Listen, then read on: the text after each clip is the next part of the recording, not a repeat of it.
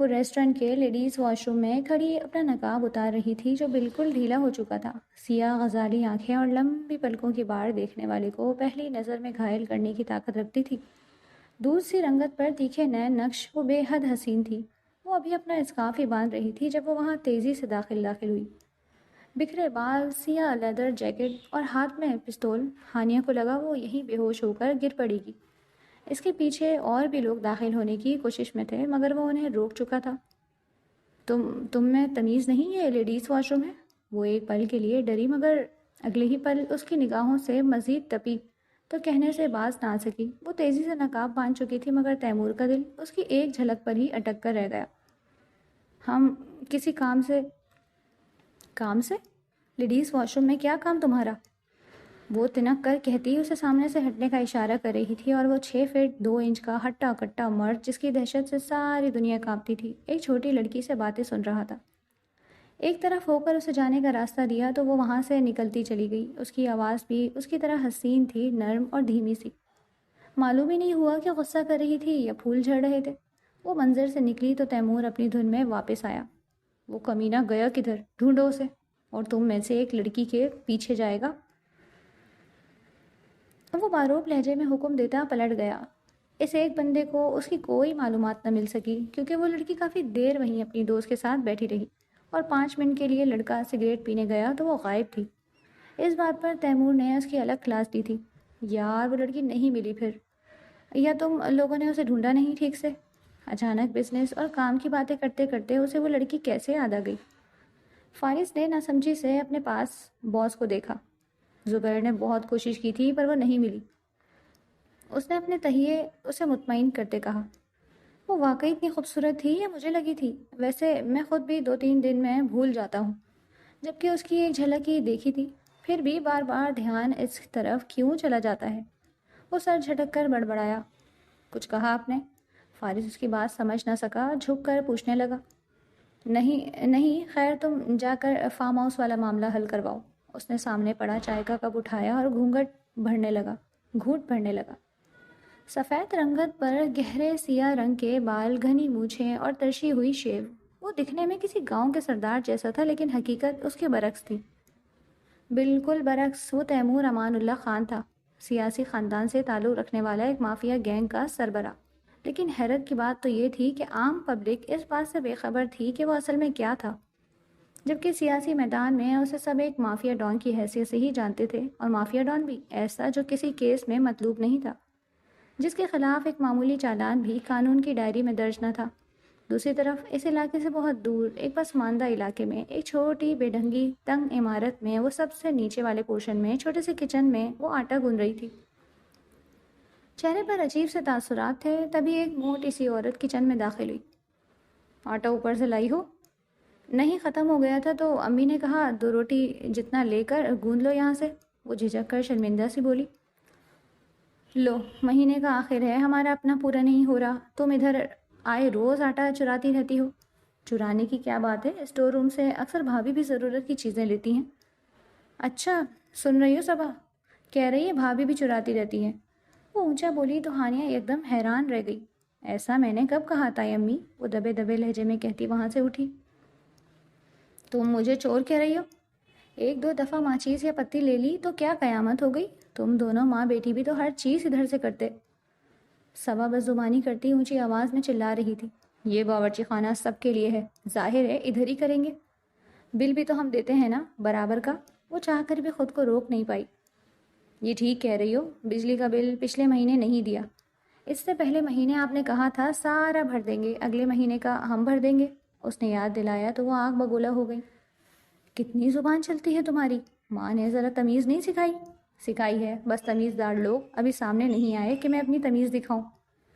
ہانیہ، رضی اسی پل بلند آواز میں اس پر چلایا۔ میری امی سے کس انداز میں بات کر رہی ہو تم؟ وہ دل ہی دل میں بڑبڑائی سامنے سے جانے لگی۔ اب مزید جواب دینے کی ہمت نہیں کی کیونکہ جانتی تھی یہ بلند آواز والے جاہل مرد اس کی ماں کا بلڈ پریشر ہائی کر کے ہی چھوڑے گا۔ خاموشی سے اوپر آئی، پیچھے وہ تینوں مسلسل کچھ نہ کچھ کہہ رہی تھی۔ کیوں منہ لگتی ہو سب کے؟ میں منہ نہ لگوں تو جان کو آ جائے، وہ بڑبڑائی، شیشے میں اپنا روپ دیکھتے ہوئے بڑبڑائی۔ اور یہ رضی کیوں چلا رہا تھا؟ وہ فکر مندی سے بولی۔ ہانیہ اور رضی کا بچپن سے ہی رشتہ طے تھا۔ لو جی، اچھا کماتا تھا اور کچھ پڑھا لکھا بھی تھا، اس لیے وہ اس لحاظ سے مطمئن تھی، لیکن ہمنا کے خیالات مختلف تھے۔ ہمنا کو اونچا بولنے والے غصے والے مرد پسند نہیں تھے۔ دوسری طرف اس کی ماں نہیں چاہتی تھی کہ یہ رشتہ ختم ہو، ایک تو غربت، دوسرے بے اسرائی، اور تھا ہی کون جو ان کی بیٹی کی سر پر ہاتھ رکھتا۔ باہر رشتہ کرتی تو لاکھوں کا جہیز دینا پڑتا، اسی لیے گھر کی بات گھر ہی میں نمٹ جائے، یہی ان کے لیے ایک بہتر آپشن تھا۔ امی اسے چلانے کے سوا اور آتا ہی کیا ہے؟ ظاہر ہے اپنی ماں کی حمایت میں چلائے گا یا اپنی بہن کے لیے۔ ہم تھوڑا اپنی زبان پر قابو رکھو ہانیہ۔ نہیں امی، میں نہیں رکھ سکتی۔ وہ ایک دم تلخ ہوئی۔ میری کوئی عزت نفس ہے، گری پڑی، کیا کوئی کچھ بھی آ کر کہہ جائے اور میں سن لوں؟ اور میں آپ کو پہلے ہی کہہ رہی ہوں، اس رضی سے میں کبھی بھی شادی نہیں کروں گی۔ اسے کیا لگتا ہے میں اس کی غلام ہوں؟ کل کو شادی کے بعد جانے کیا حال کرے گا میرا؟ جیسی زندگی آپ نے گزاری ہے میں نہیں گزار سکتی۔ اور وہ آہستگی سے کہہ رہی تھی، آپ مجھے جاب کی اجازت دے رہی ہیں؟ میں کل ہی جوائن کروں گی۔ مصباح 1 مہینے سے پیچھے پڑی ہے، تھوڑی رقم آئے گی تو خرچوں میں آسانی ہوگی اور اسٹور روم میں الگ کچن کا بندوبست کر لیں گے۔ وہ اب کے فیصلہ کن انداز میں کہہ رہی تھی۔ تمہاری تائی، ارے بھاڑ میں جائیں تائی، ساری زندگی انہوں نے آپ کا جینا حرام کر کے رکھا، مگر آپ ہیں کہ ان کے خوف سے نہیں نکلتی۔ یار وہ آپ کو تھوڑی کھلاتی ہے، آپ اپنے شوہر کے حق سے یہاں ہیں، یہ آپ کے شوہر کا گھر ہے، آپ کا مکمل حق ہے اس پر۔ آپ کیوں نہیں سمجھتی؟ اپنا خوف کیوں نہیں نکالتی دل سے؟ وہ خدا نہیں ہے جو ہماری زندگی کا فیصلہ کریں گے۔ ڈرنا چھوڑ دیں اور سب مجھ پر چھوڑ دیں، میں دیکھ لوں گی سب کو، آپ صرف بے فکر رہیں۔ آپ کی بیٹی بہت بہادر ہے امی، وہ آپ کی طرح ڈر ڈر کر نہیں رہے گی۔ وہ سنجیدگی سے کہتی آمنہ خاتون کی آنکھیں نرم کر رہی تھی۔ لیکن بیٹا میرا دل نہیں مانتا۔ دل کو منا لیں اماں، کیونکہ ہزاروں لڑکیاں گھر سے باہر کام کر رہی ہیں، ہر کسی کی مجبوری ہوتی ہے، اور دنیا بہت بڑی ہے، جہاں اچھے لوگ ہیں وہاں برے لوگ تو ہوں گے ہی، اور ہر کوئی برا نہیں ہوتا۔ دنیا میں برے لوگوں سے زیادہ اچھے لوگ ہیں، اور اللہ نہ کرے مجھ سے کوئی برا انسان ٹکرائے۔ بس مجھے اپنی دعاؤں میں یاد رکھیں اور مجھ پر بھروسہ رکھیں، میں کچھ نہ کچھ کر لوں گی۔ اب وہ ماں کے ہاتھ پکڑے نرمی سے انہیں دلاسا دیتے ہوئے سمجھا رہی تھی۔ آمنہ خاتون آہستگی سے اسبات میں گردن ہلانے لگی، اور یوں ہانیہ کو نوکری کرنے کی اجازت مل گئی۔ وہ بہت زیادہ خوش نہیں تھی لیکن مطمئن تھی، اس کے دل کو سکون ملا تھا یہ جان کر کہ وہ اپنی ماں کے لیے کچھ کر سکتی تھی۔ اب مزید طرز ترک کر زندگی نہیں گزارنی پڑے گی، ہاتھ میں کچھ پیسے آئیں گے تو حالات زندگی آسان ہوں گے۔ خود کو دلاسا دے رہی تھی۔ اب اسے کل کی تیاری کرنی تھی، کیونکہ جس ہوٹل میں اس کی دوست کام کرتی تھی ایک مشہور ہوٹل تھا، اور وہ بہت سالوں سے وہاں تھی، اور اس کی کل رات ہی اس سے بات ہوئی تو اس نے بتایا اسے کہ ہنوز اسٹاف کی ضرورت ہے۔ ہوٹل میں داخل ہوئی تو حیران رہ گئی۔ وہ ایک عالیشان عمارت تھی جس کے ایک طرف ہوٹل تھا اور اس کے ساتھ ہی ریسٹورنٹ بنا تھا، بیچ میں ریسیپشن تھا، جہاں سے اپنی دوست کا بتایا اور چند لمحوں بعد ہی مصباح اسے آتی دکھائی دی۔ چلو شکر تمہاری دیدار تو ممکن ہوا۔ پاگل، ہانیہ ہنس دی۔ وہ اس لیے اپنے ساتھ مینیجر کے آفس آئی، اجازت لے کر اندر داخل ہوئے۔ مینیجر کی پہلی نگاہ اس پر پڑی تو وہ ایک پل کے لیے چھوٹا رہ گیا۔ حالانکہ وہ نقاب اور عبایا میں تھی، لیکن ایک عجیب سا وقار اس کی شخصیت سے جھلک رہا تھا، اور اس شدہ عبایا نیا نہیں تھا، لیکن اس انداز میں سلا ہوا تھا کہ دیکھنے میں بہت مہنگا دکھائی دیتا تھا، اور پھر وہ نقاب بھی عربی طرز کا استعمال کرتی تھی۔ دودھ سی رنگت پر خوبصورت ہاتھ دیکھ کر وہ حیران ہوا۔ اچھا تو یہ ہے ہانیہ جس کے بارے میں آپ نے مجھے بتایا تھا؟ مینیجر نے مصباح سے پوچھا۔ جی سر، یہی ہیں۔ بیٹھیے۔ مس ماں، آپ نے انہیں بتایا کہ ہمارے ہوٹل میں رولز کیا ہیں اور یہ عبایا وغیرہ الاؤ نہیں؟ اس کی بات سن کر ہانیہ بے چین ہوئی تھی۔ یوں تو وہ بہت پردے دار یا اسلامی گھرانے سے تعلق نہیں رکھتی تھی، لیکن جس علاقے سے اس کا تعلق تھا وہاں پر پردہ ایک ضروری امر تھا۔ جوان ہونے کے بعد وہ کبھی بھی دوپٹے کے ساتھ گھر سے باہر نہیں نکلی، یہاں تک کہ گھر کے اندر رہتے ہوئے بھی دوپٹہ ہر پل اس کے سر پر رہتا۔ وہ گھر سے باہر عبائے کے بغیر نکلنے کا تو سوال ہی پیدا نہیں ہوتا، اور ہوٹل کی نوکری میں تو یہاں پر ہزاروں غیر مرد موجود رہیں گے، وہ کس طرح بے پردگی میں ان کے سامنے کام کر سکے گی؟ اس میں نہ تو اتنا اعتماد تھا، نہ اتنی ہمت کہ وہ اپنی ذات کا وقار اس ملازمت کے لیے ختم کر دے۔ لیکن سوری سر، میں بغیر عبائے کے کام نہیں کر پاؤں گی، وہ مایوسی سے کہہ رہی تھی۔ اوہ، وہ ایک پل کے لیے مایوس نظر آیا. اس کا حسن ابائے میں ہی اتنا پرکشش تھا تو بغیر ابائے کے وہ ہوٹل بزنس کو کہاں سے کہاں پہنچا دے گی. اکثریت مرد کسٹمر ویٹریس کی سروس کے لیے ہی پلٹ پلٹ کر آتے تھے، لیکن وہ نقاب میں کیا ہی کام کر لے گی. لیکن مصباح سالوں سے ساتھ تھی، اچھا کام کرتی تھی، کسٹمرز کا دل بھی بہلاتی اور خود بھی اچھا کما لیتی. کیا پتا وہ اسے بھی کچھ نہ کچھ سکھا ہی دے. ایک موقع دینے میں کیا حرج ہے. چلیں ٹھیک ہے، آپ جوائن کر سکتی ہیں. وہ یہ موقع گنوانا نہیں چاہتا تھا تو اسے کام کرنے کی اجازت دے دی. ہانیہ کی آنکھوں میں چمک اتری. وہ نہیں جانتی تھی کہ ہوٹل بزنس میں کسی قسم کی سروس اور کام ہوتا ہے. وہ تو یہی سمجھ رہی تھی کہ بس لوگوں کی میزوں پر کھانا پہنچا کر بل لینا ہوگا. سو وہ خوشی خوشی مصباح کے ساتھ مینیجر کے آفس سے نکلی اور مصباح کا ڈھیر شکریہ ادا کیا. مصباح نے بھی کام کے حوالے سے زیادہ تفصیلات میں جانے کی ضرورت محسوس نہیں کی کہ وہ خود ہی سمجھ جائے گی، کیونکہ سیلری پیکیج اچھوں کی جھجک نکال دیتا ہے. وہ معمول کے کاموں میں مصروف تھی. مہمانوں کو ہال میں ہی مشروبات پیش کرنا اس کی ڈیوٹی تھی. وہ آج کل اسی میں تھی جہاں تقریبات ہوا کرتی تھی، جیسے کوئی سالگرہ کا ایونٹ یا کسی قسم کا دوسرا جشن. ایسے ہی ایک دن وہ مہمانوں کو لوازمات پیش کر رہی تھی جب اسے مینیجر کی کال آئی. کال کے جواب میں وہ مینیجر کے آفس گئی جہاں وہ اس کے لیے نئی ذمہ داری لیے بیٹھا تھا. ہمارے اسٹاف کے کچھ ممبر آج چھٹی پر ہیں اور ہمارے کچھ اسپیشل مہمان آ رہے ہیں. 5th فلور کے گیسٹ روم میں میٹنگ ہے، تو آپ کو میں گیسٹ روم کی ٹیم میں آج کے لیے ایڈ کر رہا ہوں. میری ڈیوٹی کیا ہوگی سر؟ کچھ زیادہ نہیں، بس سرو کرنا ہوگا. وہ یہاں رہتے یہاں کے کچھ طور طریقے سمجھ چکی تھی اور ایسے مہمانوں کو دی جانے والی سروسز سے بھی کافی حد تک واقف تھی، اس لیے خوف زدہ سی دکھائی دی. اوکے سر، وہ ہچکچا کر کہتی باہر آئی اور سیدھا مصباح کے پاس چلی گئی. تم نے کہا تھا میں پارٹیز میں سروسز دوں گی، مگر وہ تو مجھے 5ویں فلور کے گیسٹ روم میں بھیج رہے ہیں. بس آج کے لیے، اور فکر مت کرو، تم حوصلہ افزائی نہیں کرو گی تو کوئی حد سے نہیں بڑھے گا. دراصل کچھ ویٹریس خود توجہ کھینچنے کی کوشش کرتی ہیں تاکہ زیادہ پیسے اینڈ سکیں یا کسی امیر بندے کو پسا لیں، اور تم نقاب میں ہو، کسی کی کیا ضرورت. فکر مت کرو، میں تمہیں وہاں چل کر گائیڈ کر دوں گی. ویسے بھی ابھی فری ہوں. وہ اسے تسلی دے رہی تھی. اسے کچھ حوصلہ ہوا تو وہ اوپر چلی آئی، مگر نہیں جانتی تھی کہ اس کا سامنا آج کس سے ہونے جا رہا تھا. گیسٹ روم کا اپنا ذاتی کچن اور بار تھا جہاں یہاں آئے مہمانوں کی فرمائش پر کھانا اور مشروب تیار ہوتے تھے. ایسے میں وہ وہیں دے کر اسٹاف کے ساتھ جا پہنچی. مجھے تو لگا تھا کوئی بوڑھا ڈان ہوگا، یہ تو اتنا جوان اور ہینڈسم ہے. رتک روشن کا جڑواں بھائی لگ رہا ہے. کون؟ کس کی بات کر رہی ہو؟ سفینہ؟ اور کس کی؟ تیمور امان. تیمور امان؟ مصباح نے ناسمجھی سے دیکھا. تیمور امان اللہ خان، سینیٹر امان اللہ خان کا بیٹا. پھر ڈان؟ ڈان ہی ہے. جب اس کے باپ کا قتل ہوا تو اس نے قاتل گھرانے کے سارے مردوں کو قتل کر دیا، اور تب سے سارا علاقہ اس کی دہشت سے کانپتا ہے. ہانیہ کا حلق خشک ہوا. اس نے خوف زدہ انداز میں مصباح کو دیکھا جو کچھ دیر وہاں رہ کر جا چکی تھی. نمرہ بھی اسی کے ساتھ ڈیوٹی پر تھی، جو اس وقت ہوٹل یونیفارم پہنے ہوئے تھی. کچھ دیر مزید گزری تو اسے مرد اسٹاف نے ایک ٹرے پکڑائی. یہ لے جاؤ، نیلا گلاس تیمور امان اللہ کے سامنے رکھنا. اس نے ہدایت دی تو وہ جھجک کر اسے دیکھنے لگی. گھبراؤ نہیں، بہت اچھی ٹپس ملتی ہیں، نمرہ نے کہا تو وہ خاموشی سے آگے بڑھ گئی. اس ہال میں داخل ہوئی جہاں وہ درجن بھر لوگ بیٹھے ہوئے تھے. آس پاس کچھ گارڈز تھے جو چاق و چوبند کھڑے تھے. ماحول دیکھتے ہی وہ پل بھر کو گھبرا گئی. سیاہ سوٹ میں ملبوس شخص کا چہرہ اس طرف تھا. وہ باری باری انہیں مشروب پیش کر رہی تھی. وہ سب بہت ضروری باتوں میں مگن تھے، تبھی کسی کا دھیان اس کی طرف نہیں گیا. مگر سب نے اتنا ضرور نوٹس کیا کہ مشروبات پیش کرنے والی ایک پردے دار لڑکی ہے. فارس کو حیرت ہوئی، اس قسم کے ہوٹل میں پردے دار لڑکی کام کر رہی تھی.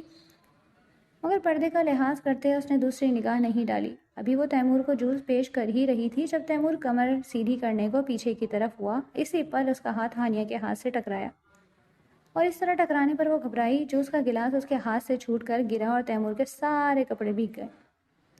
What the hell!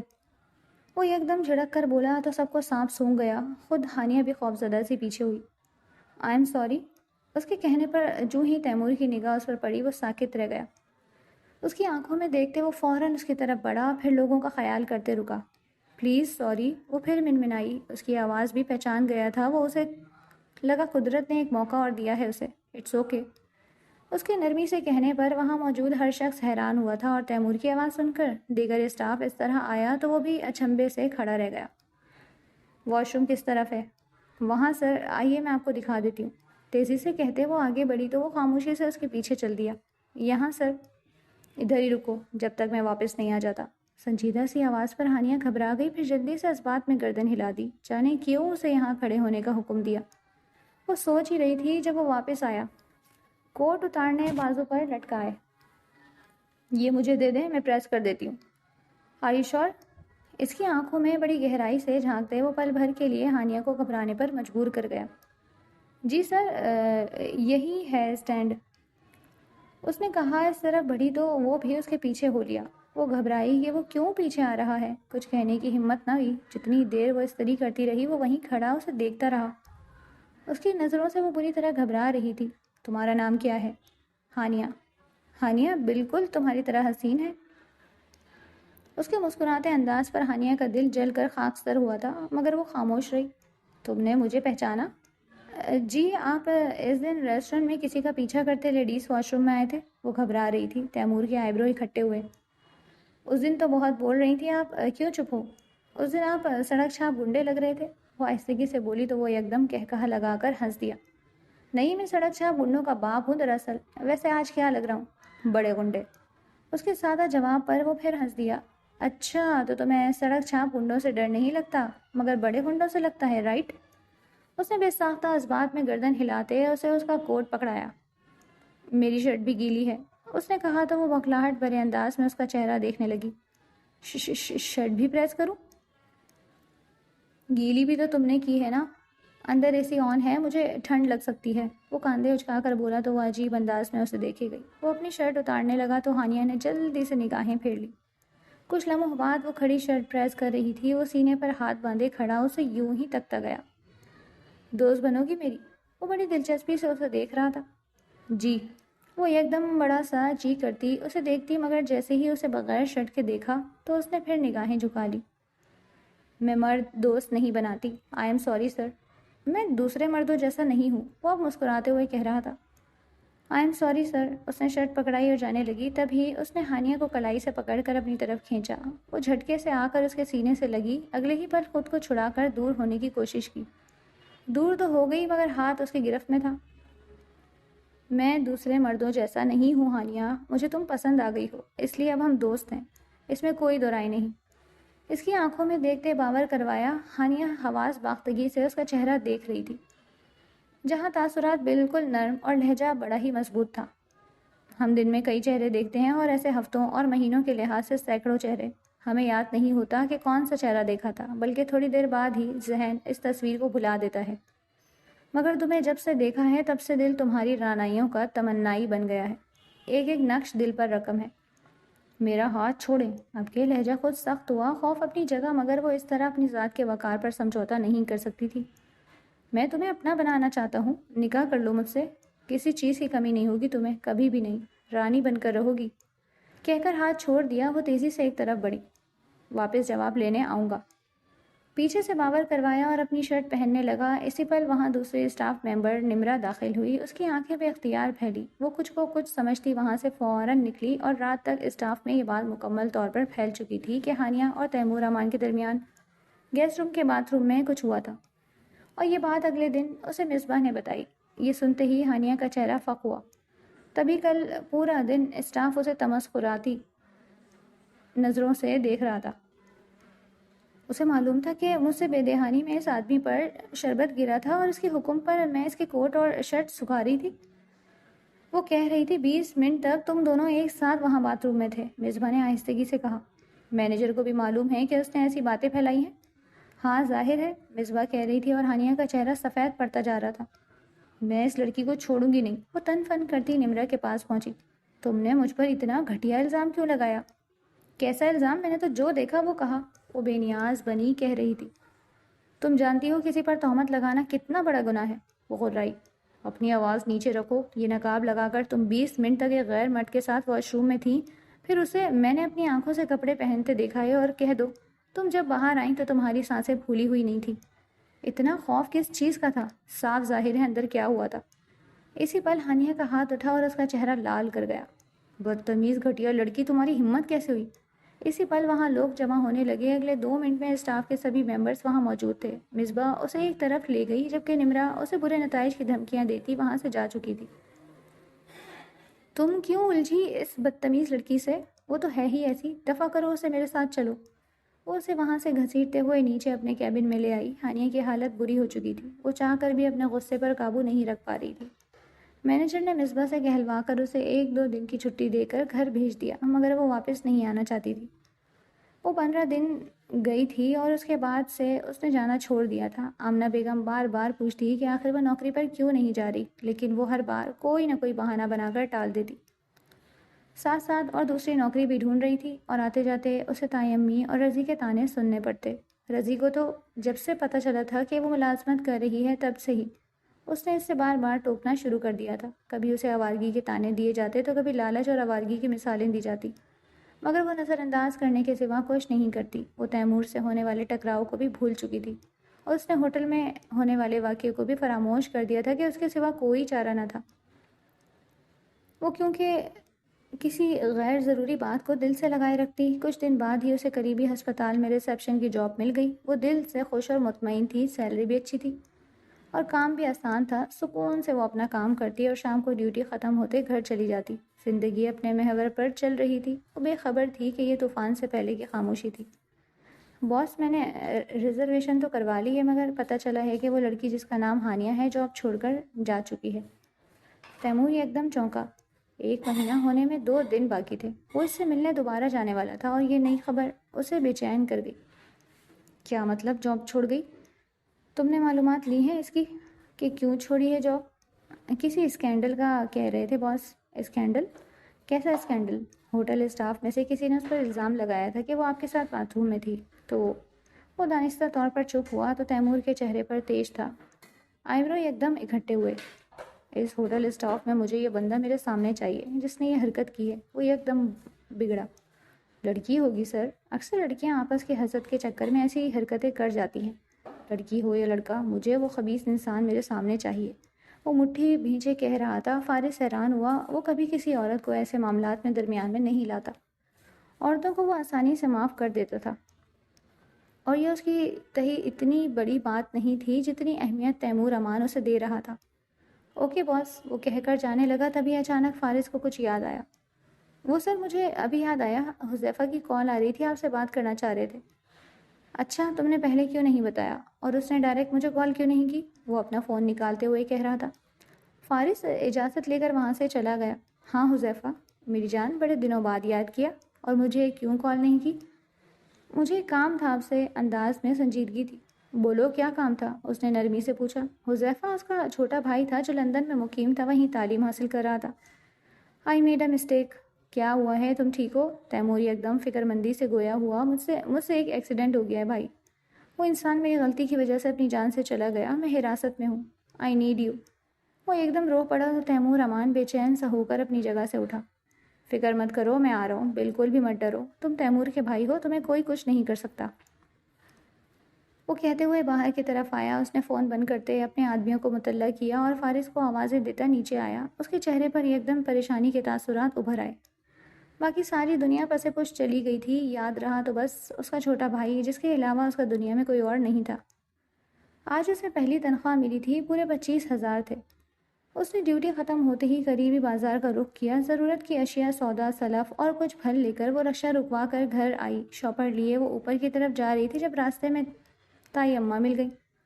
وقت دیکھ رہی ہو، رات کے 9 بج رہے ہیں۔ سودا لینے رک گئی تھی، امی کی طبیعت ٹھیک نہیں تو خود ہی چلی گئی، کہہ کر اس نے قدر اوپر کی جانب بڑھائے جب پیچھے سے رضی گھر میں داخل ہوا، مگر وہ دھیان دیے بغیر اوپر آ گئی۔ کہنے کو وہ اس کا منگیتر تھا، مگر مجال ہو جو کبھی اسے وہ منگیتر لگا ہو یا کبھی ایسا کوئی احساس محسوس ہوا ہو۔ اتنی دیر لگا دی؟ سامان لینے رک گئی تھی امی، چلیں آ جائیں، کھانا کھاتے ہیں، آپ کی پسندیدہ نہاری لائی ہوں، وہ کہہ کر عبایا اتارنے لگی۔ کچھ دیر بعد دونوں ماں بیٹی دسترخوان پر بیٹھے کھانا کھا رہے تھے، تبھی نیچے اچانک شور شرابہ اٹھا۔ یا اللہ، خیر یہ کیسی آوازیں ہیں؟ امی فوراً سینے پر ہاتھ رکھ کے بولی۔ ان کا تو روز کا ہے، آپ کھائیں کھانا، ایک ایک چیز پر ٹینشن نہ لیا کریں، چھوٹی چھوٹی باتیں پریشان کرتی ہیں آپ کو، تبھی تو آپ دن بدن کمزوری کا شکار ہو رہی ہیں۔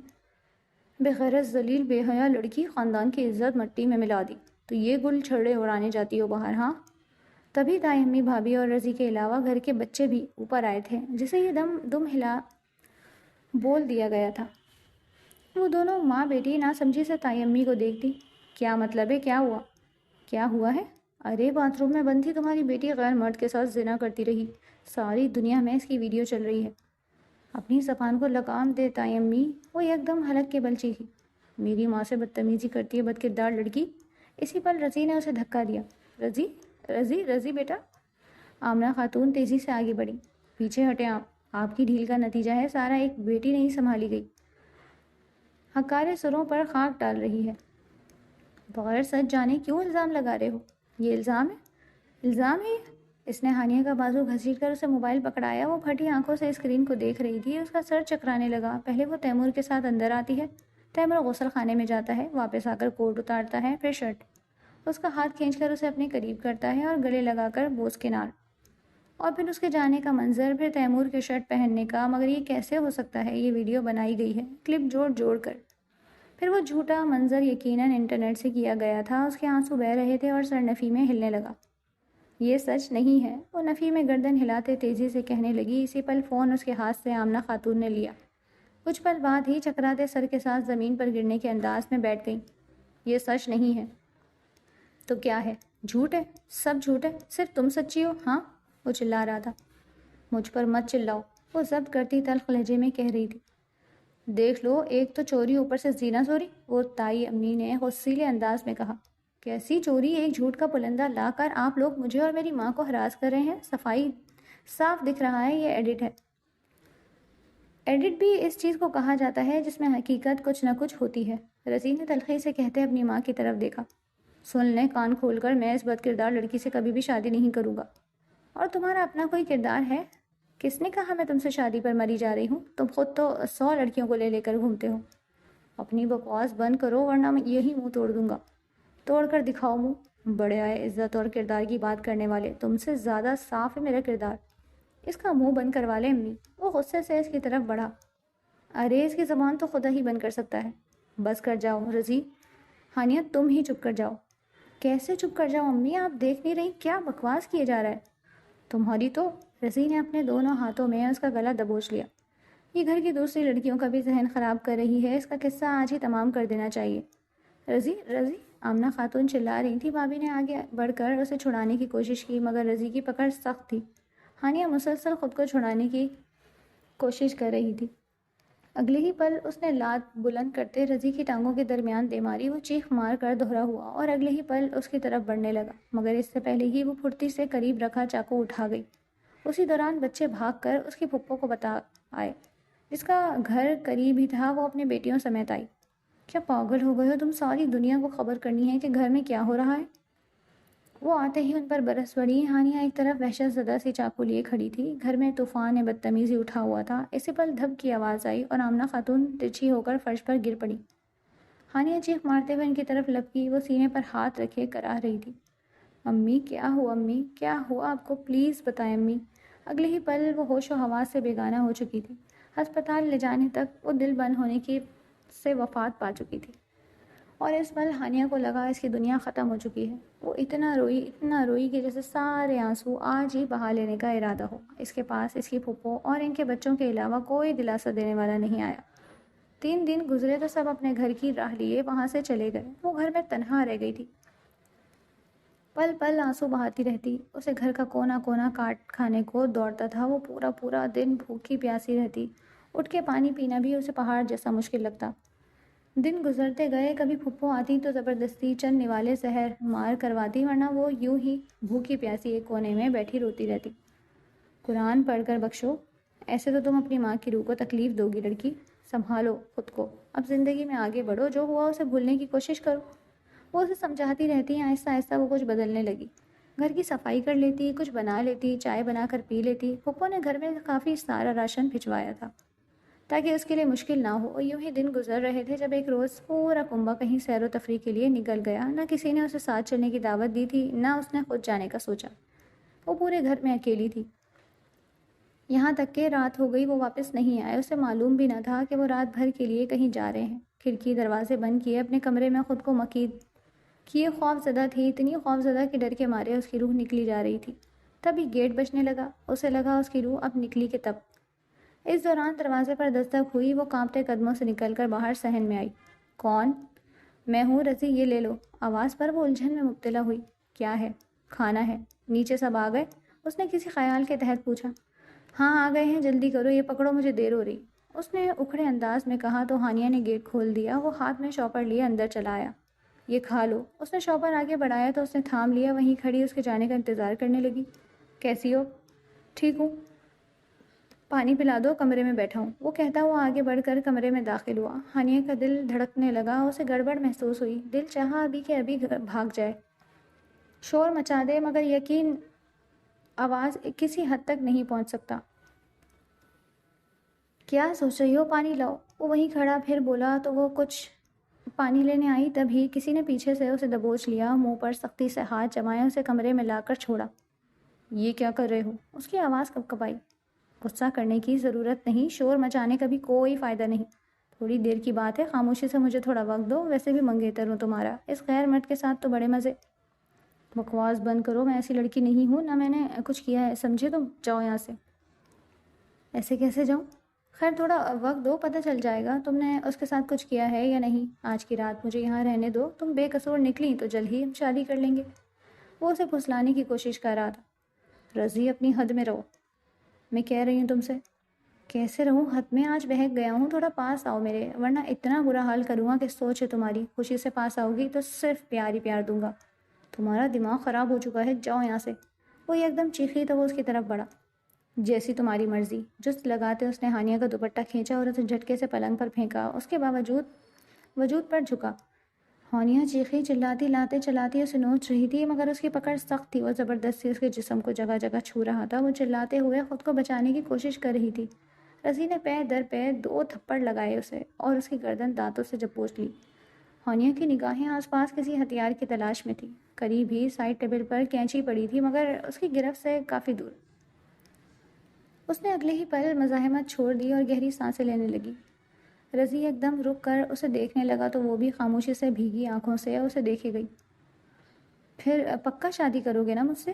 ایک ہاتھ اس کے گال پر رکھتے معصومیت سے پوچھ رہی تھی۔ ہاں وعدہ کر رہا ہوں، چیخنا مت اب، سمجھی؟ آہستگی سے باور کروایا تو اس نے چہرے پر شرمیلے تاثرات سجاتے اسبات میں گردن ہلائی تو وہ مسکرانے لگا۔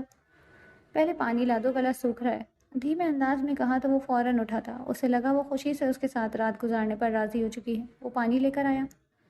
تب تک وہ کینچی اپنے پیچھے چھپا چکی تھی، ایک ہاتھ سے گلاس تھامتے پانی پینے لگی۔ سامنے وہ اپنی شرٹ اتارتا الگ ہی خمار میں ڈوبا ہوا تھا۔ اس نے گلاس ایک طرف رکھا تو وہ پلنگ پر چلا آیا۔ ابھی اس نے دست درازی شروع ہی کی تھی جب اس نے پیچھے سے کینچی کھول کر اس کے کاندھے میں گھونپ دی۔ وہ بری طرح سے چیخ مارتا کاندھا پکڑے دوہرا، اور وہ بھاگ کر کمرے سے نکلی اور کمرہ پیچھے سے بند کر کے تیزی سے چادر لی، پیسے نکالے اور ہوا کی مانند سیڑھیاں اترتی گھر سے نکل گئی۔ رات کے 2 بج رہے تھے اور وہ بھاگتے قدموں سے وہاں سے دور جا رہی تھی۔ میں پاکستان نہیں آنا چاہتا بھائی، حذیفہ آہستگی سے کہہ رہا تھا۔ تمہارا کچھ وقت اب پاکستان میں رہنا ضروری ہے، اور ویسے بھی میں شادی کر رہا ہوں، کیا میری شادی پر بھی نہیں آؤ گے؟ آپ؟ شادی؟ کس سے؟ وہ ایک دم چونکا۔ ہے ایک لڑکی جسے بھول نہیں پا رہا، اس کی یاد بہت بے چین کیے رکھتی ہے۔ وقتی کشش سمجھ رہا تھا، مگر یہ کچھ اور ہے جو اس کی آواز اور لہجہ میرے شب و روز پر طاری ہے۔ واہ، آپ تو شاعر بن گئے، مجھے دکھائیں کون ہے وہ؟ چھوٹے، میں نے خود ایک دفعہ ہی دیکھا ہے، وہ کہہ کر ہنس دیا۔ ریئلی؟ How old school? میں تیار ہوں، پاکستان چلنے کے لیے تیار ہوں۔ وہ سنتے ہی تیمور امان خوبصورتی سے مسکرایا تھا، کیونکہ یہی وہ حذیفہ تھا جو بڑے بھائی سے ہر معاملے میں اختلاف رکھتا تھا۔ اسے بڑے بھائی کا یوں غنڈہ گردی کرنا، سیاسی لوگوں کو اپنے اشاروں پر نچانا، حکومتوں میں دخل اندازی کرنا کچھ بھی پسند نہ تھا۔ مگر اس وقت وہ اپنے اسی بھائی کا شکر گزار تھا جس نے اس کی زندگی برباد ہونے سے بچا لی تھی۔ اسے مقتول کے خاندان سے معافی نامے کے بدلے کئی لاکھ ڈالرز کے عوض معافی مل گئی تھی۔ کیس ختم ہو چکا تھا، وہ آزادی کا پروانہ تھامے کچھ وقت اب پاکستان میں رہنا چاہتا تھا۔ فارس معلومات کا پلندہ لیے اس کے سامنے کھڑا تھا، اور جو تیمور سنتا جاتا اس کے تاثرات تبدیل ہوتے جا رہے تھے، آنکھوں میں سرخی اور چہرے پر بلا کا غضب۔ وہ فارس چپ ہوا، وہ جھٹکے سے اپنی جگہ اٹھا۔ میں نے تم سے کہا تھا اس کی خبر رکھنا فارس۔ اس نے کاندھے پر دھکا دیتے فارس کے آگے انگلی اٹھائی تو وہ بے بسی سے سر جھکا گیا۔ تم نے مجھے کچھ نہیں بتایا، تم نے خود کچھ نہیں کیا۔ میں نے اسے کہا تھا میں 1 مہینے بعد آؤں گا اور 3 مہینے گزر گئے اور تم اب مجھے بتا رہے ہو کہ وہ اتنی تکلیفیں جھیل کر اب جیل میں بند ہے۔ تیمور غصے سے آگ بگولا ہوتا فارس پر دھاڑا۔ مجھے لگا یہ سب اتنا اہم اہم نہ ہوتا تو میں تمہیں کیوں کہتا فارس، کیا تمہیں میری کہی بات غیر اہم؟ نہیں میرا۔ اسی پل اس کے منہ پر تھپڑ پڑا۔ آئندہ درمیان میں میری بات مت کاٹنا۔ وہ غراتے ہوئے اس کا گریبان پکڑ چکا تھا۔ اس کا ذہن ان سب باتوں کو سننے کے بعد آتش فشاں بنا ہوا تھا۔ وہ لڑکا بچ گیا تھا یا مر گیا تھا؟ بچ گیا تھا، فارس نے سرخ گال لیے دھیمے لہجے میں کہا۔ مجھے وہ لڑکی اور اس کا کزن جو بچ گیا تھا دونوں چاہیے آج ہی کے دن، ان کو میرے سامنے ہونا چاہیے۔ خطرناک حد تک سرد لہجے میں کہتا وہ وہاں سے چلا گیا۔ اس نے باہر نکلتے جیب سے فون نکالا۔ منیر عباسی، مجھے تم سے ایک کام ہے، آج ہی اسی وقت۔ وہ اسے سمجھاتے ہوئے اپنی گاڑی کی طرف بڑھنے لگا۔ ڈیش بورڈ سے پستول نکال کر قمیض کی جیب میں ڈالی۔ اسی پل اس کے محافظ گاڑیوں میں سفار ہونے لگے۔ وہ لب بھینچے ہوئے تھے۔ اس کی وجہ سے ایک معصوم لڑکی اتنی اذیتوں میں مبتلا ہوئی، اور وہ بھی وہ لڑکی جس کے لیے اس کا دل دھڑکنا شروع ہوا تھا۔ اس نے سختی سے آنکھیں بھیج کر تکلیف سے گہری سانس لیتے گاڑی کی اسپیڈ بڑھا دی۔ او بی بی، آؤ چلو۔ تھانے دارنی نے اسے مخاطب کیا تو وہ سر اٹھائے خالی خالی نظروں سے اسے دیکھے گئی۔ دوپٹہ سر پر تھا، لباس بوسیدہ، چہرہ مرجھایا اور آنکھوں کے نیچے ہلکے۔ بی بی، تم سے کہہ رہی ہوں، اس نے پھر کہا، مگر وہ یوں ہی نا سمجھی سے کہتی رہی۔ کیا ہے؟ تمہاری رہائی ہو گئی ہے۔ یہ سنتے ہی اس نے جھٹکے سے گردن اٹھا کر اسے دیکھا۔ آنکھوں میں بے یقینی تھی۔ اسے کس نے رہا کروایا؟ وہ 3 مہینے سے یہاں تھی۔ اس کے خاندان والوں نے تو پلٹ کر بھی نہیں پوچھا۔ جلدی کرو، تھانے دارنی نے پھر سختی سے کہا تو وہ لڑکھڑاتے قدموں سے اٹھی۔ ہڈیوں کا ڈھانچہ وہ جیسے اتنی کمزور ہو چکی تھی۔ وہ اس کے پیچھے چلتی ایس ایچ او کے دفتر میں داخل ہوئی۔ نگاہیں اٹھا کر سامنے خالی خالی نظروں سے اس شخص کو دیکھا۔ یہ وہی شخص تھا جس سے ملنے کے بعد اس کی بربادی کا سفر شروع ہوا تھا۔ اس کی آنکھوں میں بے یقینی اور تکلیف دیکھتے وہ قدم قدم پیچھے ہٹی، مگر اسی پل وہ اٹھ کر اس کے پاس آیا، اپنی شال اتار کر اس کے گرد لپیٹ لی۔ ہم یہاں سے جا رہے ہیں، نرمی سے کہتے اس کا بازو پکڑے وہ اسے وہاں سے لے جانے لگا۔ وہ کسی بے جان لاشے کی مانند اس کے ساتھ کھینچتی چلی گئی، مگر جو گاڑی کے پاس پہنچی اس نے اپنا آپ چھڑایا۔ نہیں آؤں گی تمہارے ساتھ، نفرت سے کہتے واپس جانے لگی۔ تمہیں میرے ساتھ آنا ہوگا۔ اس نے اسے اتنی آسانی سے بازو میں اٹھایا جیسے وہ کوئی ہوا سے بھی ہلکی شے ہو۔ چھوڑو مجھے خبیث انسان۔ چپ، بالکل۔ چاہنے کے باوجود بھی سختی نہ کر پایا۔ فرنٹ سیٹ پر بٹھاتے اس نے گاڑی لاک کی۔ تم میرے ساتھ ایسے زبردستی نہیں کر سکتے، تمہاری وجہ سے میری زندگی برباد ہو گئی۔ وہ کچھ بھی نہ بولا۔ تم جیسا منحوس انسان جیسے ہی مجھے ملا میرے سارے کام بگڑتے گئے۔ وہ سارے راستے اسے کوستی رہی، یہاں تک کہ جتنی گالیاں اسے آتی تھی اسے دے دی، مگر وہ ایک لفظ نہ بولا۔ وہ چاہتا بھی یہی تھا کہ وہ اپنی بھڑاس نکال کر پرسکون ہو جائے۔ گھر پہنچنے تک وہ نہ صرف تھک کر چپ ہو چکی تھی بلکہ سو گئی تھی۔ وہ اسے بازو میں بھرے اندر لے آیا۔ کمرہ پہلے ہی تیار کروا چکا تھا، یہاں تک کہ لباس اور دیگر ضرورت کی اشیاء بھی وہ راستے میں ہی ملازموں کو فون کر کے منگوا چکا تھا۔ اسے احتیاط سے کمرے میں لٹاتا وہ باہر نکلا۔ اس کی پسند ناپسند معلوم کر کے ہر چیز اسے فراہم کی جائے۔ اگر نہ کھائے اور ضد کرے تو مجھے اطلاع کر دو، بس۔ ملازماؤں کو ہدایت کرتا وہ اپنے بھائی کے پاس چلا آیا۔ یہ سب کیا تھا بھائی؟ وہ حیران پریشان لگ رہا تھا۔ کچھ دیر قبل ہی وہ ایک بے ہوش لڑکی کو اپنے بھائی کے ہاتھوں میں دیکھ چکا تھا۔ ہونے والی بھابھی ہے تمہاری؟ ہیں؟ وہ ایک دم الجھ سا گیا۔ لمبی کہانی حذیفہ، وہ کہہ کر اسے باقی کی کہانی بتانے لگا۔ اور اب آپ ان لوگوں کو سزا دیں گے؟ سزا دینا لازمی ہے میری جان، جب تک سزا نہیں ملتی ایسے لوگ نہیں سدھرتے، وہ تلخی سے کہہ رہا تھا۔ آپ کو نہیں لگتا اگر آپ بابا جان کے قاتلوں کو معاف کر دیتے تو زندگی آج مختلف ہوتی؟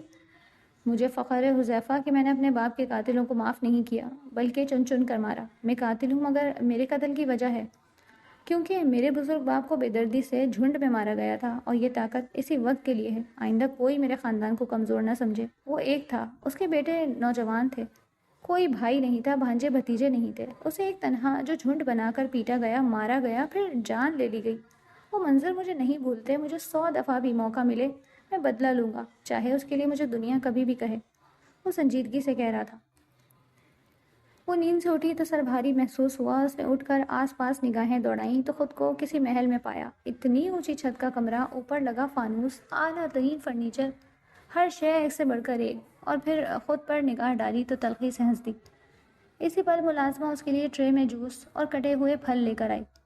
یہ آپ کے لیے ہیں، ڈریسنگ روم میں آپ کا لباس تیار رکھا ہے، آپ تیار ہو کر نیچے آ جائیں۔ باس نے کہا ہے کہ آپ ملنے کچھ لوگ آئے ہیں۔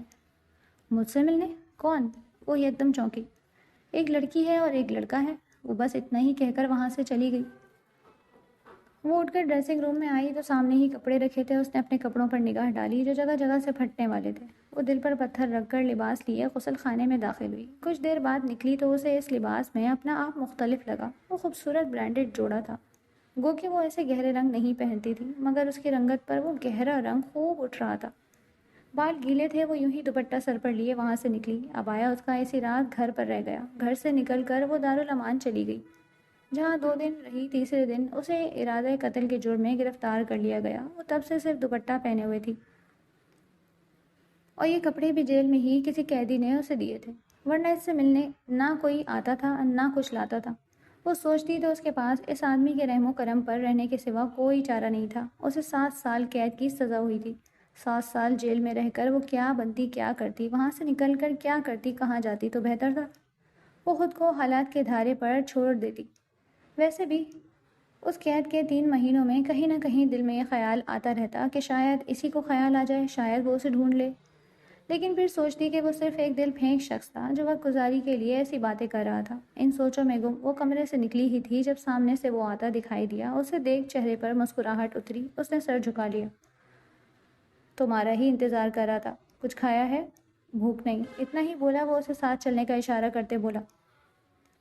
اپنے مہمانوں سے ملو گی تو بھوک چمک اٹھے گی، وہ معنی خیزی سے بولا۔ وہ نہ سمجھی سے اسے دیکھ رہی تھی، مگر خاموشی سے چلنا ہی مناسب سمجھا۔ وہ اس کی ہمراہی میں بیرونی ہال تک آئی تو سامنے زخموں سے چور رضی اور نمرہ مجرموں کی طرح زمین پر بیٹھے ہوئے تھے۔ ان کو اس حالت میں دیکھ وہ بے یقینی سے تیمور کی طرف دیکھتی رہی۔ معاف کیجیے گا ملکہ، آپ کے مہمانوں کے ساتھ یہ سلوک کرنا پڑا، وہ بے چارگی سے اس کے سامنے کان پکڑ کر بولا تو وہاں کھڑے اس کے لوگ حیران رہ گئے۔ ان کو جاننے میں لمحہ بھی نہیں لگا کہ آخرکار ان کے باس کی زندگی میں ملکہ آ چکی ہے۔ میں نے اسے کہہ دیا ہے معافی کا فیصلہ میری ملکہ ہی کرے گی۔ اب آپ چاہیں تو معاف کر دیں، چاہیں تو قید کر دیں، چاہیں تو قتل کر دیں۔ قتل کے نام پر وہ بری طرح سہمی۔ اب بتائیں کیا کریں؟ وہ کہہ رہا تھا اور ہانیہ یہ تک سامنے ان دونوں کو دیکھ رہی تھی جو در حقیقت اس کی زندگی کی بربادی میں برابر کے حصے دار تھے۔ پچھلے مہینوں میں تکلیف اور اذیت کے دوران اس کا دل کس قدر تڑپا تھا ان دونوں کو تڑپا تڑپا کر مارنے کے لیے، مگر اب وقت آیا تو قتل ذہن سے نکل چکا تھا، مگر وہ معاف کرنے والوں میں سے نہیں تھی۔ اس کا دل اتنا بڑا نہیں تھا کہ اتنی بڑی اذیتوں کو بھول کر انہیں معاف کر دے۔ اس کے نمرہ کے جھکے سر کو بالوں سے پکڑ کر اونچا کیا اور ایک زوردار تھپڑ اس کے منہ پر جڑ دیا۔ نمرہ بے بسی سے روتی آنکھیں لیے اسے دیکھے گئی۔ وہ کئی پل نفرت سے اسے دیکھتی رہی، پھر آگے بڑھ کر رضی کے سامنے جا کھڑی ہوئی، مگر صاف ظاہر تھا وہ اسے ہاتھ لگانا بھی پسند نہیں کرتی۔ اسی پر رضی نے زخمی چہرہ اوپر اٹھاتے اس کی طرف دیکھا تو اس نے رضی کے منہ پر تھوک دیا۔ پیچھے کھڑا تیمور مسکرایا۔ ان دونوں کو جیل میں ڈلوا دیں تاکہ آئندہ کوئی ہانیہ اس کے ہاتھوں برباد نہ ہو۔ بمشکل آنسو روکے وہ کہتی وہاں سے جانے لگی تو تیمور اس کے پیچھے آیا۔ اور میری سزا؟ وہ چلتے چلتے رکی اور پلٹ کر اسے دیکھا۔ آپ کی سزا معاف کرتی ہوں، آہستہ سے کہا تو وہ ہنس دیا۔ مگر مجھے بھی قید ہونا ہے ساری عمر کے لیے تمہارے حصار میں، معصومیت سے کہتا وہ اسے نظریں جھکانے پر مجبور کر گیا۔ بتاؤ قیدی بناؤ گی نا اپنا؟ قیدی کیوں کہہ رہے ہیں؟ الجھن آمیز لہجے میں پوچھا۔ قیدی تو ہوگی دنیا کی خوبصورت ترین قید، وہ اس کے چہرے کو حصار میں لیے کہہ رہا تھا۔ وہ گھبرانے لگی، اس کی نگاہیں بہت بولتی تھیں۔ مجھے بھوک لگی ہے، وہ فوراً بولی تو وہ ہنس دیا۔ اچھا بابا جاؤ، معاف کیا، ویسے جلدی واپس آؤں گا، بس کچھ دن کی ہی چھوٹ دے رہا ہوں، زیادہ انتظار نہیں کر سکتا، بوڑھا ہو رہا ہوں۔ وہ حیرت سے اسے دیکھنے لگی۔ اچھا خاصا جوان تھا، کہاں سے بوڑھا لگ رہا تھا؟ اب ایسے مت دیکھو نا، پھر کچھ کہوں گا تو شرما جاؤ گی۔ وہ تنک کر اسے دیکھتی تیزی سے پلٹ گئی۔ وہ وہیں کھڑا مسکراتی نظروں سے اسے دیکھ رہا تھا۔ 1 ماہ بعد یہ ایک بڑے سے ہوٹل کا وسیع ہال تھا جہاں شادی کی تقریب رکھی گئی تھی۔ وہ مسکرا رہا تھا۔ میرون کامدار بھاری جوڑا پہنے خوبصورتی سے تیار تیمور کا صبر آزما رہی تھی۔ ہال مہمانوں سے بھرا ہوا تھا، سیاسی کاروباری لوگوں کی خوش گپیاں جاری تھیں۔ تیمور وہیں اس کے قریب بیٹھا اسے مسلسل تنگ کر رہا تھا۔ بس کر رہے ہیں یا نہیں؟ وہ سر جھکائے زچ لگ رہی تھی۔ دیکھ لو ابھی سے تنگ ہو رہی ہو، تمہارے چہرے کے تاثرات دیکھنے کے لیے تو میں تمہیں تنگ کرتا ہوں، اور میں بالکل سیریس ہوں اس بات پر کہ مجھے 7-8 بچے چاہیے ہانیہ۔ اوف پلیز تیمور، ابھی تو رخصتی بھی نہیں ہوئی، آپ کو بچوں کی فکر لگ گئی؟ بوڑھا جو ہو رہا ہوں، بڑھاپے کی فکر کے لیے بچے ہی ہوں گے نا۔ 35 سال کی عمر میں کون بوڑھا ہوتا ہے؟ اسے گھورتے ہوئے بولی تو وہ سر پیچھے پھینکتا زور سے ہنس دیا۔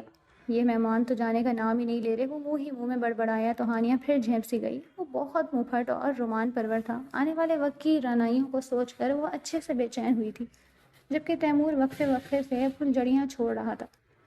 یہ منظر ان کے کمرے کا تھا، جو خوشبوؤں میں بسا پھولوں سے بھرا ہوا تھا۔ سیج ایسے سجی تھی کہ کہیں بھی کوئی خالی جگہ نظر نہیں آتی تھی۔ وہ لہنگا سمیت پلنگ پر بیٹھی انگلیاں مروڑ رہی تھی۔ اس کا حلق خشک ہو رہا تھا۔ تبھی وہ غسل خانے سے نکلا۔ بکھرے بال اور بغیر شرٹ کے اسے دیکھ وہ مزید گھبرائی۔ وہ ہاتھ میں زیورات کے مخملی ڈبے لیے اس کی طرف آیا اور کھول کھول کر اسے دکھانے لگا۔ کیسے ہیں؟ خوبصورت؟ ہاں، مگر تم سے زیادہ نہیں۔ اس کا ہاتھ تھامتے نرمی سے سہلا کر کہتے وہ اس کا گھونگھٹ اٹھانے لگا۔ اگلے ہی پل دل پر ہاتھ رکھتا پیچھے ہوا تو وہ منہ کھولے اسے دیکھنے لگی۔ اف، اتنا حسین، اتنا حسن! گہرے لہجے میں کہتے وہ بے اختیار اسے مسکرانے پر مجبور کر گیا۔ آپ کی حرکتیں دیکھ کر لگتا نہیں کہ آپ ایک گینگسٹر ہیں۔ بھائی کیا گینگسٹرز کے دل نہیں ہوتے، ارمان نہیں ہوتے؟ اور پھر تمہیں دیکھ کر تو ویسے ہی میرا دماغ جگہ پر نہیں رہتا، دل چاہتا ہے شاعر بن جاؤں، قصیدے پڑھتا رہوں۔ اتنی حسین لگتی ہو یار، وہ کہتے ہوئے بڑی نرمی سے اسے خود سے لگاتے اس کی پیشانی چوم رہا تھا۔ وعدہ کرتا ہوں پھر کبھی کوئی آنچ نہیں آنے دوں گا تم پر۔ اس کے گال سہلاتا وہ بڑی نرمی سے کہہ رہا تھا۔ ہانیہ کا دل تیزی سے دھڑک رہا تھا۔ وہ اس کی محبت بھرے لمس اور خوبصورت لب و لہجے پر اس کی آغوش میں سمٹی جا رہی تھی۔ اس کی محبت بھری سرگوشیوں کی گونج میں اس خوبصورت رات کی رعنائی خوب رنگ دکھا رہی تھی۔ وہ اسے اپنی محبت کی داستانیں سناتا، اس کے خوبصورت نقوش پر مہر سب محبت ثبت کرتا جاتا، اور باہر 14ویں کا چاند اس انجان مگر خوبصورت ملن پر مسکرا رہا تھا۔